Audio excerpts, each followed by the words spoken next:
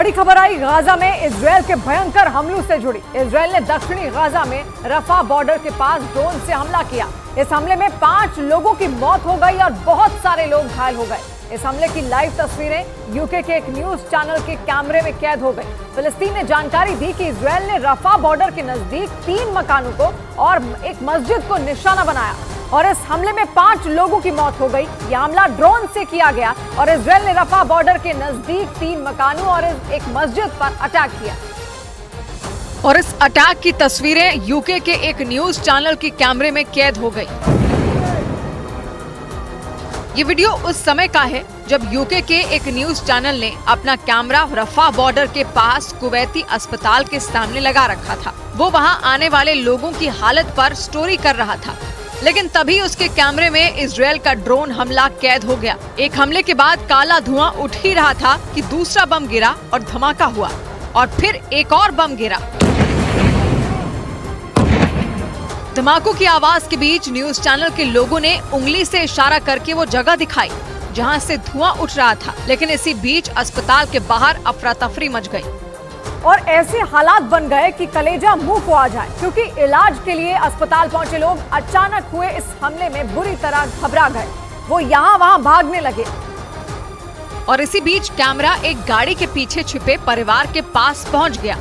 इस परिवार को देखकर पता लग रहा था कि गाजा में लोग इजरायल के हमलों की वजह से किस तरह डरे हुए हैं। उन्हें लगता है कि कभी भी कहीं से एक बम आएगा और उन्हें मौत की नींद सुलाकर चला जाएगा। धमाकों की आवाज सुनकर इस बच्ची की हालत भी कुछ ऐसी ही हो गई। वो अपने पिता से चिपक कर फूट फूट कर रोने लगी।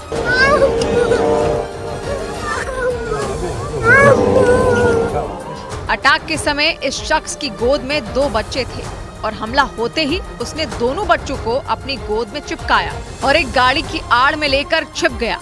धमाका होने के बाद ये शख्स धीरे धीरे उठा। उसने और बच्चों ने आसमान से उठते काले धुएं को देखा और फिर वो दोनों बच्चों को गोद में उठाकर वहाँ से निकलने लगा। तभी वहाँ पर एक महिला आई, उसकी गोद में भी एक बच्चा था। वो महिला उस शख्स और तीनों बच्चों के साथ वहाँ से बचकर निकली, लेकिन हमले से डरी सहमी बच्ची के आंसू नहीं रुके। वो पीछे देखती और रोने लगती। इजरायल के हमले के बीच फंसा ये परिवार कुवैती अस्पताल के पास ही बने एक शरणार्थी कैंप में रहता था और ये लोग बचते बचाते वहीं पहुंचे, क्योंकि गाजा युद्ध में पीड़ितों के लिए अस्पताल में शरणार्थी कैंप लगाया गया था।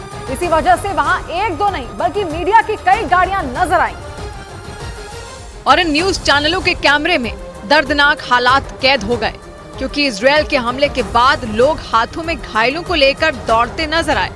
सबसे बुरा हाल बच्चों का दिखा। वो रो रहे थे और आसपास सायरन की आवाज गूंज रही थी। इजरायल की बमबारी वाली जगह पर तो कुछ बचा ही नहीं। वहाँ धमाके की वजह से मलबे का अंबार लग गया। कई लोग उसके नीचे दब भी गए और वहाँ मौजूद लोग मलबे को जल्दी जल्दी हटाकर नीचे दबे लोगों को बचाने की कोशिश करने लगे। नतीजा ये हुआ कि मलबे से कुछ शव निकले और कुछ घायल। हमले के बाद हालात इतने डरावने हो गए कि लोग शवों के पास से बचकर भागते नजर आए। फिलिस्तीन ने दावा किया कि यह हमला रफा बॉर्डर के नजदीक बने 3 मकानों और एक मस्जिद पर किया गया।